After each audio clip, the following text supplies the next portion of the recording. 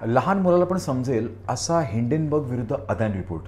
मित्रांनो, सध्या देशात एक प्रकरण चांगलंच तापलेलं आहे आणि ते म्हणजे अदानी विरुद्ध हिंडनबर्ग प्रकरण.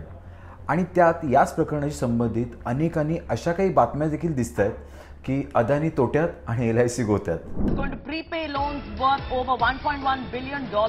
Now, the Adani Group's market rout continued last week, with losses now topping $100 billion Adani group का बयान आया है और अडानी US ग्रुप का जो research बयान firm आया है वो भी हम Hindenburg. आपको विस्तार से बताएंगे. सितंबर 2024 से पहले We are कर्ज shocked लौटाकर that Hindenburg Research has published a report on January 24, 2023 without making any attempt to contact us. अदानीमुळे बुडणार SBI आणि LICचे पैसे. आता LIC आणि SBI सारख्या मोठ्या कंपन्या आणि बँकेचं नाव येत आहे म्हटल्यानंतर सामान्य जनता घाबरणं हे स्वाभाविकच आहे. पण त्यांच्यासमोर प्रश्न उभा राहतोय तो म्हणजे अचानक हे हिंडनबर्ग प्रकरण नेमकं आहे तरी काय, आणि त्यांच्यात आणि अदानीमध्ये जे काही स्वतःबरोबर सिद्ध करण्यासाठी जे युद्ध चालू आहे ते नेमकं आहे तरी काय, आणि एकदम निष्पक्ष पद्धतीने आपण मांडणार आहोत. आता तुम्हाला असं वाटत असेल की त्यांच्यात भांडण सुरू आहे तर असू देत, आपल्याला त्याविषयी काय करायचं आहे, पण आपण कुठे अदानीच्या शेअर्समध्ये पैसे गुंतवलेत. तर इथे एक गोष्ट लक्षात घ्या, आणि ती म्हणजे तुमची गुंतवणूक असो नाहीतर नसो, पण या सर्व प्रकरणाचा तुमच्यावर डायरेक्ट किंवा इनडायरेक्ट असा परिणाम होऊ शकतो. आणि याचं कारण आहे या सर्व प्रकरणाचा शेअर मार्केटवर होणारा गंभीर परिणाम. आणि म्हणूनच आपल्याला प्रकरण काय आहे हे आता समजून घेतलंच पाहिजे. तर मित्रांनो, आजच्या आपल्या व्हिडिओमध्ये आपण एकदम सोप्या भाषेत समजून घेणार आहोत की नेमकं हे अदानी आणि हिंडनबर्ग प्रकरण नक्की आहे तरी काय. तेव्हा हा महत्त्वपूर्ण असा व्हिडिओ शेवटपर्यंत नक्की पहा. व्हिडिओ आवडला तर लाईक करा आणि इतरांसोबत शेअर करा, आणि अशाच महत्त्वपूर्ण व्हिडिओसाठी चॅनलला सबस्क्राईब करायला विसरू नका आणि बेल आयकॉन देखील प्रेस करा. स्नेहल नीती हा चॅनल सबस्क्राईब करा, त्यासमोरील बेल आयकॉनवर क्लिक करा आणि तुमचा बिझनेस 10 पटीने वाढवा, तेही अगदी फ्री. नमस्कार, मी स्नेहल कांबळे, भारतातील 1000 करोडचा मराठी बिझनेस कोच. आत्तापर्यंत बिझनेस कोचिंगच्या माध्यमातून जवळ 10 लाख उद्योजकांना मार्गदर्शन केले आणि कित्येकांनी त्यांचे बिझनेस 1 करोड ते 1000 करोडपर्यंत वाढवले. या व्हिडिओच्या माध्यमातून मी नेहमीच उद्योजकांना आणि नव्याने बिझनेस करू इच्छिणाऱ्या सर्वांना प्रेरित करत असतो. त्यामुळे यूट्यूबवर पहा स्नेहल नीती आणि खरा बिझनेसमुळे प्रगती. मित्रांनो, उद्योजकांना घडवण्याच्या प्रयत्नांचा एक भाग म्हणून मी लाईव्ह बिझनेस ट्रेनिंग, वर्कशॉप्स आणि वेबिनार्सने उद्योजकांना मार्गदर्शन करतो. यामध्ये नावनोंदणी करण्यासाठी रजिस्ट्रेशन लिंक मी डिस्क्रिप्शनमध्ये दिलेलीच आहे. त्यामुळे व्हिडिओ पाहून झाल्यानंतर लिंकवर भेट द्यायला अजिबात विसरू नका. तर आता मुख्य व्हिडिओकडे वळूया. तर मित्रांनो, नुकतंच काही दिवसांपूर्वी अदानी एंटरप्राइजच्या FPO म्हणजेच फॉलो ऑन पब्लिक ऑफरची चर्चा जोरदार सुरू झाली होती आणि त्याच्या अंतर्गत अदानींकडून जवळजवळ 20,000 कोटी रुपये उभे करण्यात येणार होते. आणि त्या पैशांचा वापर ते ग्रीन हायड्रोजन या नवीन क्षेत्रात आपलं स्थान निर्माण करण्यासाठी करणार होते. 27 जानेवारीला या संदर्भात FPO सादर होणार होता आणि लोक याच्याच मोठ्या प्रमाणावर गुंतवणूक करण्याचा सुद्धा विचार करत होते. The FPO is a validation of our intent to bring in new public equity investors as our shareholders. लोक गुंतवणुकीचा विचार करतच होते की अदानी एंटरप्राइज यांच्या विरोधात हिंडनबर्ग यांचा रिसर्च पेपर पब्लिश झाला आहे आणि या पेपरमध्ये गौतम अदानी यांच्यावर, त्यांच्या समूहावर अतिशय गंभीर असे आरोप करण्यात आले आहेत. तर आता ही हिंडनबर्ग कंपनी नेमकी आहे तरी काय आणि ती काय करते हे आपण जाणून घेऊयात. हिंडनबर्ग ही USची म्हणजेच अमेरिकेची एक फॉरेन्सिक फायनान्शियल कंपनी आहे, जिची स्थापना नेथन अँडरसन यांनी 1917 साली केली आहे. हिंडनबर्ग ही कंपनी रिसर्च करते आणि शिवाय ती इक्विटी, क्रेडिट, डेरिव्हेटिव्हचे विश्लेषण सुद्धा करते, सोबतच इन्व्हेस्टमेंट सुद्धा करते. या कंपनीचं काम असं आहे की अशा काही कंपन्या की ज्यांच्यामध्ये काहीतरी गडबड आहे त्यांना वाटतं त्या कंपनीवर रिसर्च करणं, त्या कंपनीत जे काही घोटाळे केले असतील ते बाहेर काढणं, आणि हा रिसर्च करताना हिंडनबर्ग आपला रिसर्च त्यांच्या इन्व्हेस्टर्सना पहिल्यांदा सांगतात.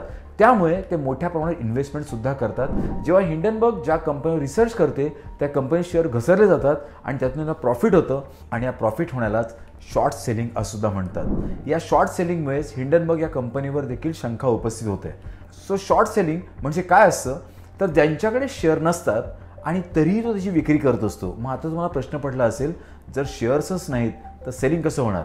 तर समजा 100 रुपयाचा शेअर घसरून 60 रुपयांपर्यंत येईल असं एखादा शॉर्ट सेलर वाटलं तर तो एखादा ब्रोकरकडून काही शेअर्स उधारीवर घेतो, म्हणजे तो विकत घेत नाही, उधारीवर घेतो आणि मग ते शेअर्स तो मार्केटमध्ये विकतो. आणि हे शेअर्स विकताना तो 100 रुपये दरानेच विकतो. आणि जेव्हा हा शेअर 60 रुपयांवर येतो तेव्हा तो शॉर्ट सेलर्स ते शेअर्स विकत घेऊन ब्रोकरला देऊन टाकतो आणि त्यातून त्याला 40 रुपयांचा नफा होतो. म्हणजे अशा केसमध्ये करोडोंचा नफा होऊ शकतो.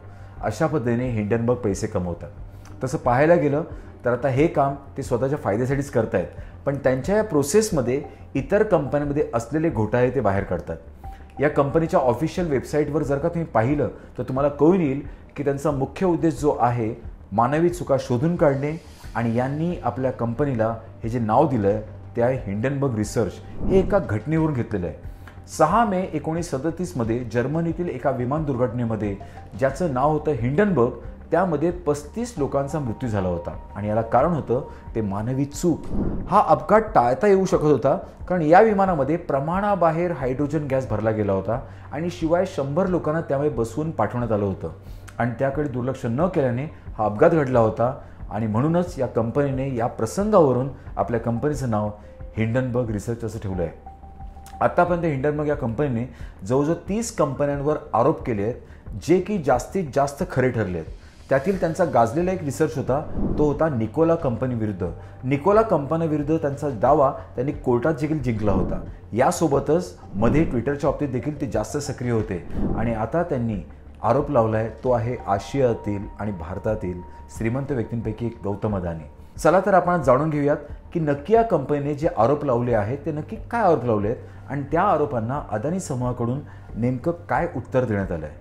हिंडनबर्ग या कंपनीने अदानी ग्रुपवर स्टॉक मॅनिप्युलेशन्स आणि अकाउंटिंगच्या संदर्भात आरोप लावले आहेत आणि त्यांनी अदानी यांना 88 जाहीर प्रश्न विचारले आहेत, ज्याचे उत्तर अदानी यांनी देणं अपेक्षित आहेत. त्यासोबतच अदानी यांनी जर कायदेशीर कारवाई केली तर आपण त्यासाठी देखील तयार आहोत, असं हिंडनबर्ग कंपनीकडून स्पष्टसुद्धा करण्यात आलं आहे. यावर अदानी समूहाचं म्हणणं आहे की 88 प्रश्नांपैकी 21 प्रश्न तर आधीच पब्लिक डोमेनमध्ये उपलब्ध आहेत. तर आता आपण सविस्तरपणे पाहूयात की अदानींवर नक्की काय आरोप झाले आहेत. पहिला आरोप, अदानी समूहाचे संस्थापक गौतम अदानी यांची सुमारे $120 अब्ज संपत्ती होती, ज्यामध्ये गेल्या 3 वर्षात $100 अब्ज भर पडली आहे. म्हणजेच त्यांच्या 7 कंपन्यांमधील समभागांच्या किमतीत मोठी वाढ झाली आणि ही वाढ तब्बल 1-2 नव्हे तर तब्बल 819% झालेली आहे, असं हिंडनबर्ग यांच्या अहवालात असून यावर त्यांनी प्रश्न उभारला आहे की ज्याचं अद्याप स्पष्ट असं उत्तर अदानी समूहातर्फे देण्यात आलेलं नाही आहे. दुसरा आरोप आहे, हिंडनबर्ग यांनी आपल्या अहवालात नमूद केलं आहे की करमुक्त छावण्या म्हणजे ज्याचा अर्थ होतो टॅक्स हेव्हन्स म्हणजेच प्रसिद्ध असणारी करेबियन्स बेटं, मॉरिशस ते संयुक्त अरब अमिरातीपर्यंत अदानी ग्रुप आपल्या कुटुंबातील वेगवेगळ्या सदस्यांच्या नावावर कंपन्या चालवत आहेत, ज्यांचा वापर मुख्यतः भ्रष्टाचार, कर चोरीसाठी केला जातो. या देशांमध्ये आपण पैसे कुठे गुंतवत आहोत हे सांगण्याची गरज नसते. शिवाय देशांमधील टॅक्स हा खूपच कमी असतो आणि याच देशांमध्ये अदानी आपल्या नातेवाईकांच्या नावावर शेल कंपन्या चालवत आहेत. या प्रश्नाचं देखील अदानी समूहाने अजून स्पष्ट उत्तर न द्या असं म्हटलंय. कॉर्पोरेट गव्हर्नन्स जे बोलायचं झालं तर समूहाच्या मोठ्या 4 कंपन्या फक्त बाजारपेठेतच नाही तर कॉर्पोरेट गव्हर्नन्सच्या क्षेत्रात पहिल्या 7 कंपन्यांमध्ये मोडतात. तिसरा आरोप, यासोबतच अदानी समूह कंपनीच्या विविध कंपन्यांचे शेअर मूल्य हे वास्तविक उत्पन्नापेक्षा जाणून बुजून कृत्रिमरित्या वाढवण्यात आलेले आहेत आणि बॅलन्स शीटमध्ये देखील फेरफार करण्यात आला आहे. यावर अदानी समूहाने असं म्हटलंय की उत्पन्न जास्त दाखवण्याच्या विषयात आणि कंपनीच्या बॅलन्स शीटमध्ये फेरफार करण्याच्या संबंधात सांगायचं झालं तर 9 पैकी 6 सूचीबद्ध कंपनीचे उत्पन्न, खर्च आणि विस्तारल खर्च हा त्या विशिष्ट क्षेत्राच्या नियामक संस्थेच्या कक्षेत येतो आणि याचबरोबर आमच्याकडून नियमितपणे याचं पुनरावलोकन केलं जातं. चौथा आरोप, गौतम अदानी यांचे धाकटे बंधू राजेश अदानी यांच्यावर कस्टम टॅक्स संदर्भात बनावट कागदपत्र तयार करणे, अवैध कोळसा आयात करणे यासारखे आरोप करण्यात आलेले आहेत आणि तरी देखील ते संचालक पदावर कार्यान्वित कसे आहेत यावर अदानी समूहाने स्पष्ट उत्तर दिलेलं नाही. गौतम अदानी यांचे मेहुणे समीर वोहरा हे महत्त्वाच्या पदावर कसे काय आहेत? बेनामी कंपन्यांच्या माध्यमातून डायमंड ट्रेडिंगमध्ये नावारूपाला आलेले समीर वोहरा ऑस्ट्रेलिया डिव्हिजनचे एक्झिक्युटिव्ह डायरेक्टर का आहेत असा प्रश्न देखील उपस्थित करण्यात आलेला आहे आणि या प्रश्नावर देखील कुठलेही उत्तर दिले गेलं नाही आहे. याचबरोबर अजून एक महत्त्वाचा आरोप असा केला आहे तो म्हणजे अदानी समूहातील काही कंपन्यांचे ऑडिट हे अगदी छोट्या कंपन्यांवर केलं जातं आहे, ज्यामध्ये अदानी एंटरप्राइज आणि अदानी टोटल गॅस या कंपन्यांचा सुद्धा समावेश आहे आणि हे ऑडिट जाणून बुजून अशा लहान कंपनीकडून करून घेण्यात येत असल्याचा दावा त्यांनी केलेला आहे. ही जी ऑडिट करणारी कंपनी आहे तिची स्वतःची वेबसाईट देखील नाही. या कंपनीत 4 पार्टनर आणि फक्त 11 कर्मचारी आहेत. इतकंच नाही तर ही कंपनी अजून एका मोठ्या कंपनीचे ऑडिट करत असल्याने अदानी एंटरप्राइजच्या 156 उपकंपन्या आणि अनेक जॉईंट व्हेंचर्स आहेत. त्यामुळे एवढं सगळं ऑडिट ह्या छोट्या कंपनीला कसं जमेल? यावर अदानी समूहाकडून असं स्पष्टीकरण देण्यात आलं आहे की 9 लिस्टेड कंपन्यांपैकी 8 कंपन्यांचं ऑडिट 6 मोठ्या ऑडिटर्सकडून केलं जातं. यातील अदानी टोटल गॅसचं ऑडिटिंग यातल्याच एका ऑडिटरकडे सोपवण्याची योजना सुद्धा आता करण्यात आलेली आहे. 7वा आरोप, यानंतर अहवालात असा एक मुद्दा घेण्यात आला आहे की प्रमोटरने शेअर्स गहाण ठेवून कर्ज घेतलेलं आहे. त्यामुळे अदानी समूहावर कर्जाचा मोठा बोजा आहे. रिफिनिटी ग्रुपने प्रसिद्ध केलेल्या आकडेवारीवरून हे स्पष्ट होत आहे की अदानी समूहाच्या 7 लिस्टेड कंपन्यांचं कर्ज त्यांच्या इक्विटीपेक्षा जास्त आहे. अदानी ग्रीन एनर्जीवर तर चक्क इक्विटीपेक्षा 2000% जास्त कर्ज आहे. यावर अदानी ग्रुप यांनी असं म्हटलंय की शेअर्सवर कर्ज घेण्याच्या विषयामध्ये कर्ज हे प्रमोटर होल्डिंगपेक्षा 4% कमी आहे. रिपोर्टमध्ये असं देखील म्हटलंय की भारतीय शेअर बाजारात अनलिस्टेड असलेल्या अदानी समूहाच्या 7 कंपन्या शेअरची किंमत त्याच क्षेत्रातील त्यांच्या प्रतिस्पर्धी कंपन्यांपेक्षाही खूप जास्त आहे आणि त्यांची व्हॅल्यू 85%हून सुद्धा अधिक आहे. हिंडनबर्गच्या रिपोर्टमध्ये असंही म्हटलं गेलंय की जरी आमच्या रिसर्च रिपोर्टकडे दुर्लक्ष केलं आणि अदानी समूहाच्या आर्थिक खात्याचं बारकाईने विश्लेषण केलं तरी त्यांच्या 7 लिस्टेड कंपन्यांमध्ये 85% घट होण्याची शक्यता असल्याचं तुम्हाला आढळून येईल. असं होण्यामागचं कारण देखील त्यांनी स्पष्ट केलंय, ते म्हणजे शेअर्सचे गगनाला भिडलेले व्हॅल्युएशन. पण 88 प्रश्नांपैकी जवळजवळ 62 प्रश्नांची उत्तरं अदानी यांनी दिलेली नाहीत असं हिंडनबर्गवरून स्पष्ट करण्यात आलं आहे. तर आता अदानी यांच्याकडून स्पष्टीकरण देण्याकरता 413 पानांचा अहवाल सादर केला गेला आहे. परंतु अशात देखील 413 पानांपैकी फक्त 30 पानं आमच्या अहवाली संबंधित आहेत आणि बाकी इतर सर्व त्यांनी राष्ट्रवादाशी जोडलेले आहेत आणि स्वतःच्या घोटाळ्यांना राष्ट्रवादाचं पांघरूण घालू नका असं प्रत्युत्तर हिंडनबर्ग यांनी दिलेलं आहे.